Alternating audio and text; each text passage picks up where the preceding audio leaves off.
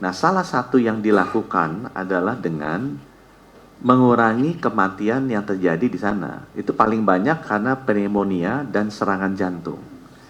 Dan sesudah kita lihat kenapa mereka banyak yang meninggal, karena telat dirujuk. Jadi serangan jantung itu nggak bisa lama-lama kalau kena serangan.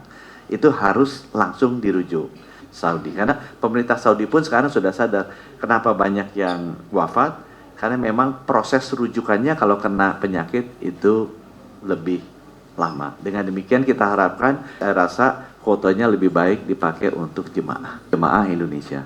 Itu ada sekitar 773 orang.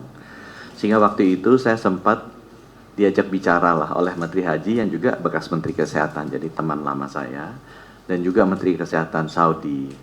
Mereka intinya menghimbau agar kalau bisa kesehatan jemaah Indonesia itu ditingkatkan. Karena kalau kematiannya tinggi, ini akan berdampak negatif ke pengetatan syarat-syarat jemaah haji Indonesia berikutnya, dan juga harga dari premi asuransi yang harus dibayar oleh jamaah haji Indonesia berikutnya.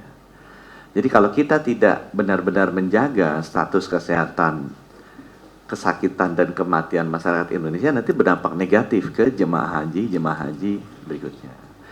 Nah, alhamdulillah kita melakukan perbaikan-perbaikan dengan Kementerian Agama sehingga di 2024 itu turun drastis dari 773 ke 461. Ya, penurunan ini disebabkan karena ada perubahan cek kesehatannya, prosesnya dilakukan lebih awal, ada pengetatan juga dari cek kesehatannya, dan juga dari proses pendampingannya. Nah, salah satu yang dilakukan adalah dengan mengurangi kematian yang terjadi di sana. Itu paling banyak karena pneumonia dan serangan jantung. Dan sesudah kita lihat kenapa mereka banyak yang meninggal, karena telat dirujuk. Jadi serangan jantung itu nggak bisa lama-lama kalau kena serangan. Itu harus langsung dirujuk. Karena kita melakukannya beberapa kali rujukan dari tempat kejadian ke Klinik Kesehatan Indonesia, baru kemudian kita mencari rumah sakitnya, dirujuk ke rumah sakit sudah telat. Jadi sempat bicara di tahun 2024 dengan Menteri Hajinya, akhirnya Indonesia diberikan seperti alokasi khusus lah di masjid di dalam Masjidil Haram. Itu ada masjid besar tuh di dalam Masjidil Haram, dilengkapi dengan alat-alat modern dan juga ada yang bisa berbahasa Indonesia. Waktu itu kami minta ke beliau. Akibatnya apa? Akibatnya yang terjadi adalah kematiannya menurun dan juga layanan kesehatannya bisa langsung dilakukan di rumah sakit milik pemerintah Saudi. Nah, perbaikan itu yang kita adjust di tahun 2025 ini. Jadi dari sisi jumlah tenaga kesehatannya memang dibandingkan 2024 yang berbasis 2023 menurun. Karena jumlah kematiannya tuh menurun hampir setengah, ya. Dan kita juga melihat bahwa sekarang jumlah tenaga yang kita taruh di kantor kesehatan haji Indonesia kan ada 2, itu di Mekah dan Madinah, itu juga bisa menurun. Kenapa? Karena sekarang jemaah haji Indonesia sudah mendapatkan akses yang lebih baik, lebih eksklusif ke rumah sakit Saudi. Sehingga nggak usah ditunda terlampau lama menunggu di kantor kesehatan haji Indonesia yang peralatannya itu kan bukan rumah sakit, sebagai tempat transit saja.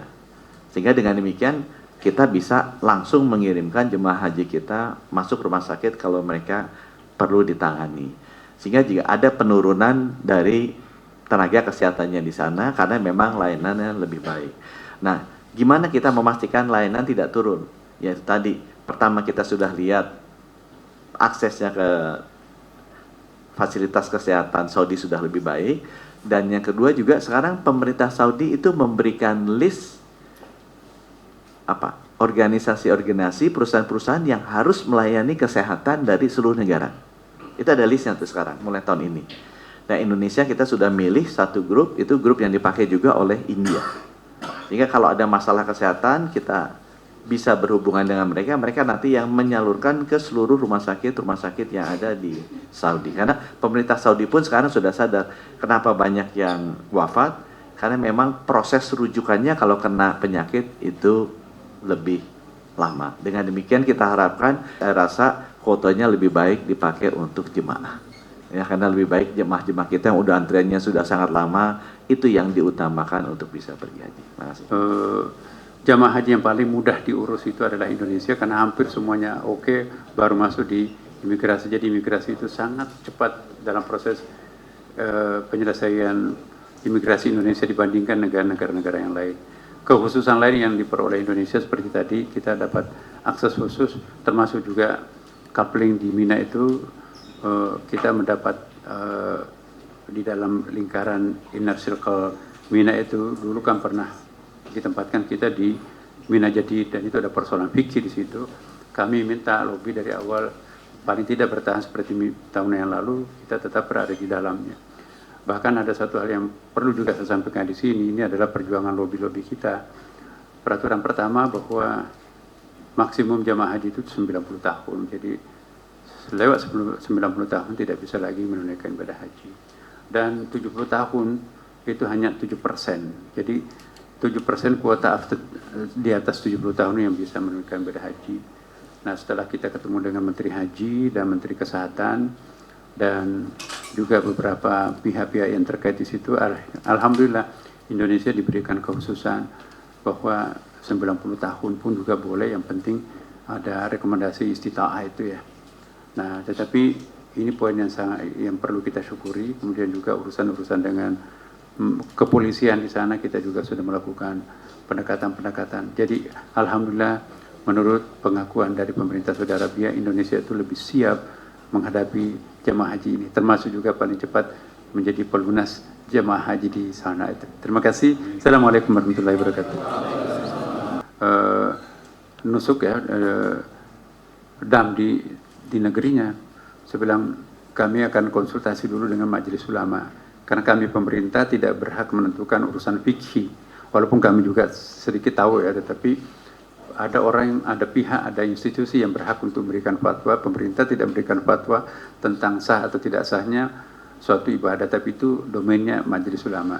Nah, kami sudah menyampaikan juga kepada Majelis Ulama secara lisan ya, maupun juga pertanyaan secara tertulis kepada sejumlah ormas-ormas Islam, ulama-ulama kita.